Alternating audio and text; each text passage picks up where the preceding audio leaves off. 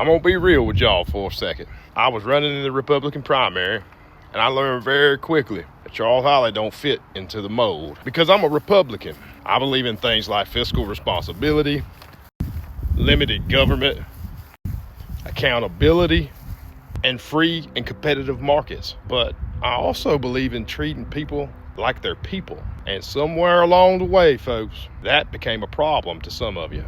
I had to make a decision of how I was going to go about it. And I said, well, you know what? I'm going to get out into the community. And I'm going to do it the only way that I know how, and that's being me. So I just started getting out in the community more. I went to more football games. I went to more basketball games. I attended my barbershop regularly every other week, just trying to be present. And it wasn't for show, but it's because of who I actually am. But at that moment, that's where the labels started coming in. Now, those labels weren't based on what I actually believed in. It seemed to me that it was more about who I actually talked to or who I was seen talking to. And it didn't sit right with me then, and it doesn't sit right with me now. It really started when someone saw a sign in a barbershop, and they called it the Democrat Stronghold. But I'm going to tell you right now what actually happened, the true story. Some years ago, I met my barber named Lewis. I met him before the campaign. I met him before I even thought about him. We got to talking, just regular conversation. And I told him what I did for a living, working in utilities and power lines and things like that. And you know what? Come to find out, his best friend Mike had been my supervisor at one point in the utility industry. And I want to preface it with this. Lewis is a middle-aged black man. Mike is a middle-aged white man, both from Union County.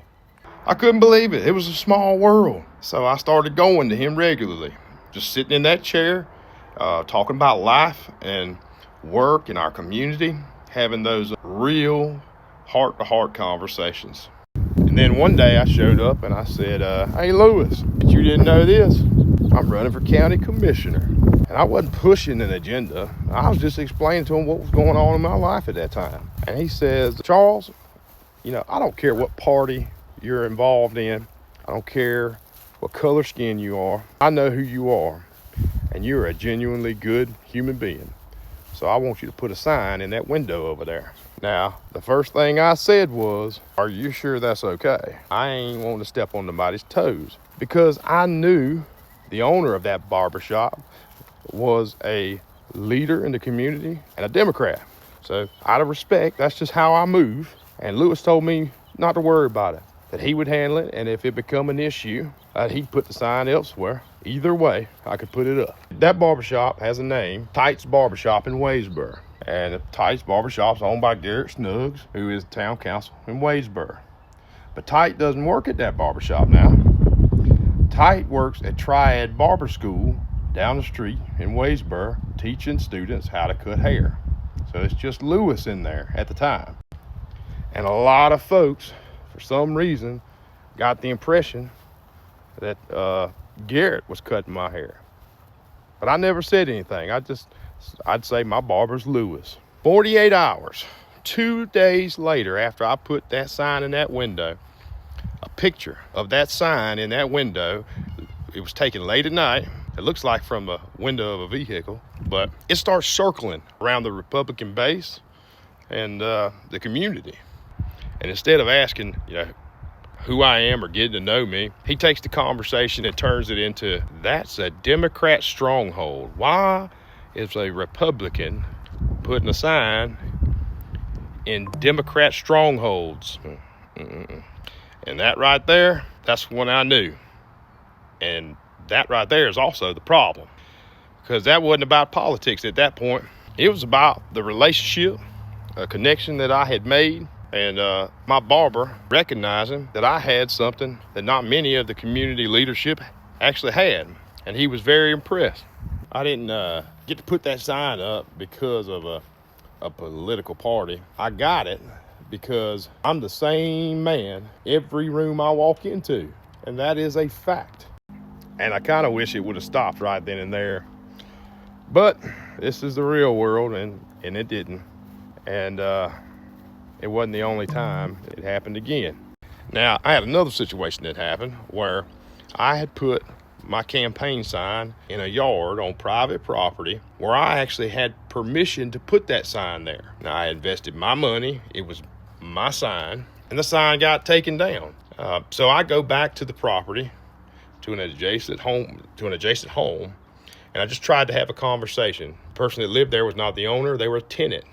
My goal was try to figure out what happened, because I thought there may be a miscommunication, misinterpretation, or a misunderstanding.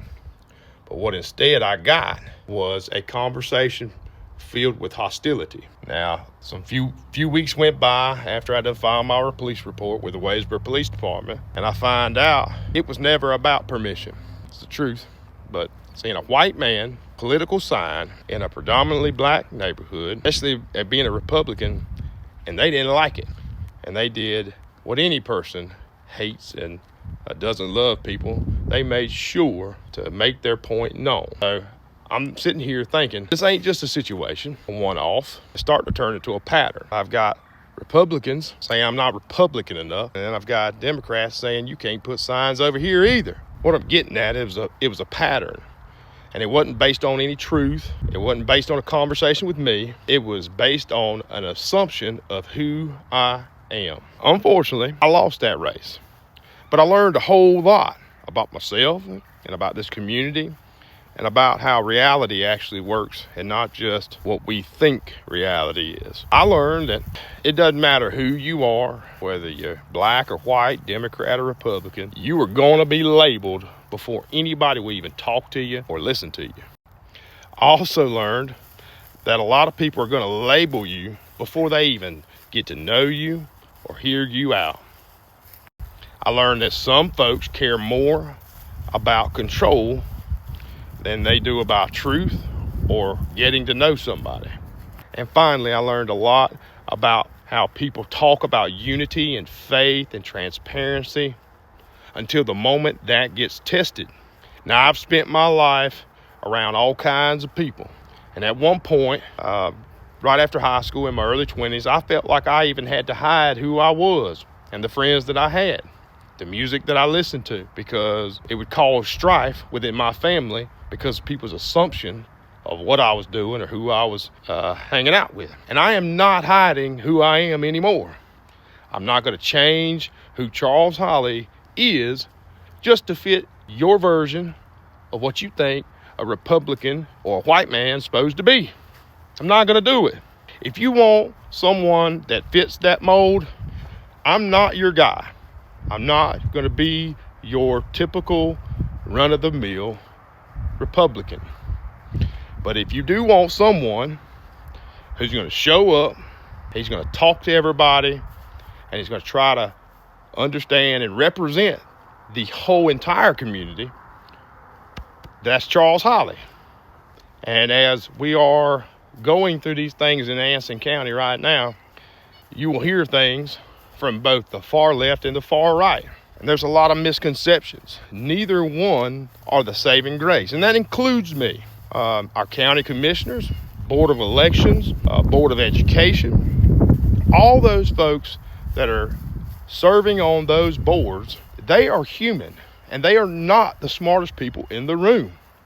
But when you have the ability and you actually utilize that ability to work as a team, work towards a common goal, each and every day, you can progress to a different level than you've ever been before. But what happens if you don't do that, you get the same song and dance over and over and over again, where the power flips and flops, but both sides still make bad decisions based on power.